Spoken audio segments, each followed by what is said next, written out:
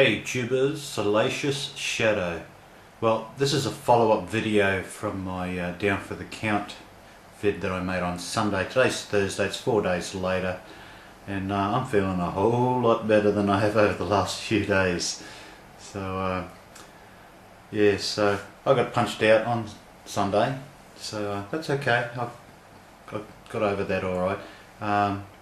The worst of it was mostly my top lip. I won't show you the inside of it, it's pretty gross and it's still quite painful, but that came up quite high, quite thick. I've been icing it, and it's been painful. Anything hot like tea or hot food, very painful. So but it's improving. The jaw area here, you can probably see the bruise. I don't know, can you see the bruise?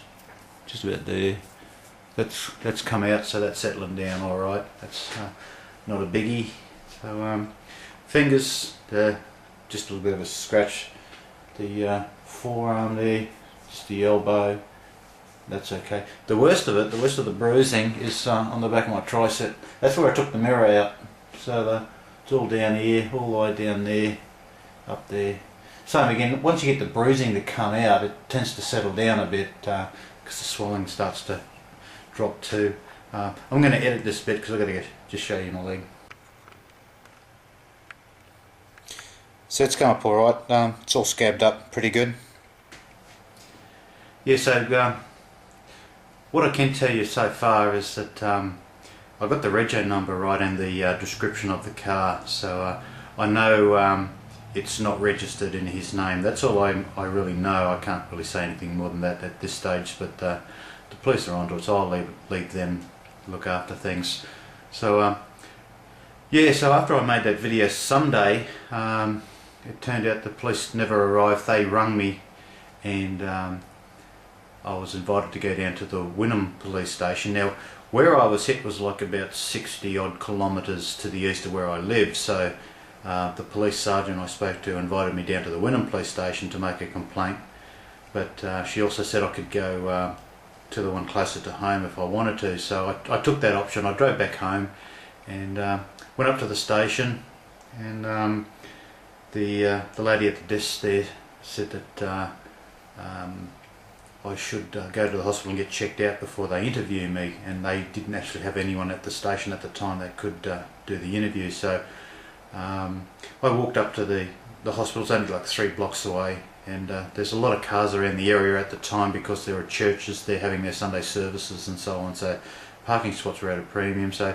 got up to the hospital, and I wasn't there all that long. They were pretty good, and got the doctor check me over, and he's doing a report to give to the police. Walked back down to the police station, and the lady said, "There's still nobody here, can you come back at 2 o'clock?" So I thought, alright, so I come home, and I put the video up on YouTube, and then started sucking on ice to try and soothe this lip. My teeth were really sore too, and chewing, and I had a bit of pain back here. The nose, by the way, because I had a bloody nose, I got a bit of blood in my sinuses, which gave me an infection, which gave me a sore throat. So yeah, I was feeling miserable there. But getting back to the story, I ended up going back down 2 o'clock, made the report out. They were great. I had a young constable there, probationary constable, that did the interview, and there was another sergeant there that I spoke to as well, and they were great, nice blokes. That was good. Had to come back home again because I had video of the Mazda. They wanted to see that, so I edited that bit and took it back down to them. And I was coming home. It's getting on for 5 o'clock by this stage. And I got a phone call from this forensic photographer, the senior constable, and she said to me she wanted me to come down to Cleveland police station, which is further away, further from the further on the other side of the markets. And she said, well, I said to her, look, I'm in Ipswich, so that was like almost 70 kilometres down to Cleveland. And she said, look, your options are you can come down tonight, or you can come tomorrow after work. And I thought about it, I thought going tomorrow, which was the Monday, with all the traffic and so on, I was like, nah, I didn't want to go, not after a day's work. So I said, look, I'll come down now. So down I went, and got talking to her, and she took all the photos that she needed, and after she'd finished, she looked at my file and realised that I lived in Ipswich.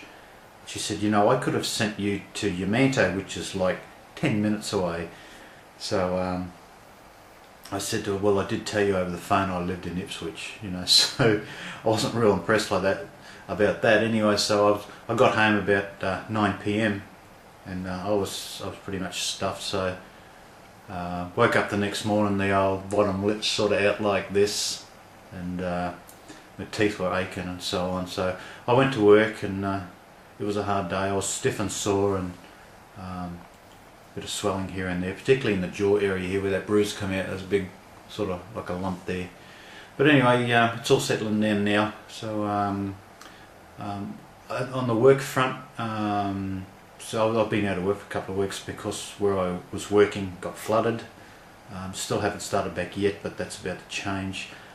Because I've got all these open wounds and that, I could no longer go volunteering working in the flooded areas, because they're very toxic sort of sites, and with open wounds you're prone to infections and tetanus and all that sort of stuff. So